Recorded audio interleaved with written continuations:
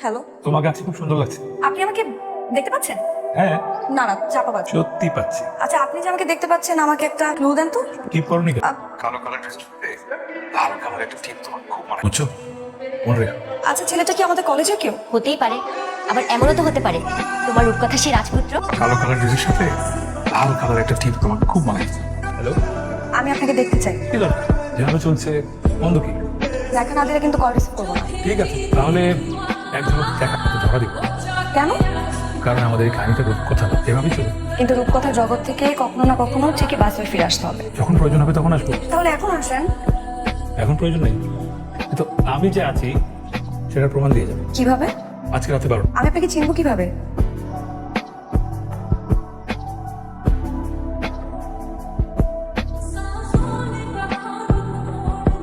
তাহলে এভাবে চলতে থাকুক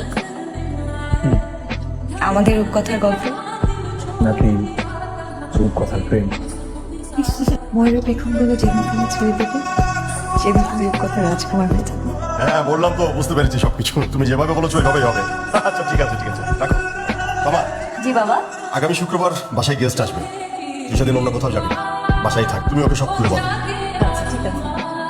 কি হয়েছে মা? আরে শুন না, খুব ভালো একটা পাত্র পাওয়া গেছে। তোর বাবার কলিগের ছেলে, লন্ডনে স্কলারশিপ হয়েছে, যাওয়ার আগে বিয়ে করে যাবে। আমার যা খুশি লাগতেছে।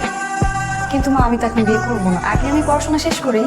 বেশি কথা বলিস না তো। এত ভালো পাত্র তো হাতছাড়া করা যাবে না। পড়াশোনা বিয়ের পরে করবি। বিয়ে করলে কি পড়াশোনা বন্ধ হয়ে যায় নাকি? মা, এত ভালো পাত্র দরকার নাই। আমি এখন বিয়ে করবো না, ব্যাস। আর বিয়ে নিয়ে কোনো কথা বলবো না প্লিজ। এত ভালো ছেলে কি হাতছাড়া করা যায়? একটা ভালো পাত্র পাইছি, আয় চল বলবি যে বিয়ে। আমি তোমার সাথে দেখা করতে চাই। কি দরকার? রূপকথার মতো আমাদের প্রেম চলছে, ভালোই তো লাগছে। রূপকথা থেকে এখন বাস্তবে ফিরে আসতে হবে। আমি সিরিয়াস। কি হয়েছে বলো তো? দেখা হোক, সব বলবো প্লিজ। হ্যালো, কোথায় তুমি? আমি চলে আসছি, তাড়াতাড়ি আসো। আমিও তো আসছি।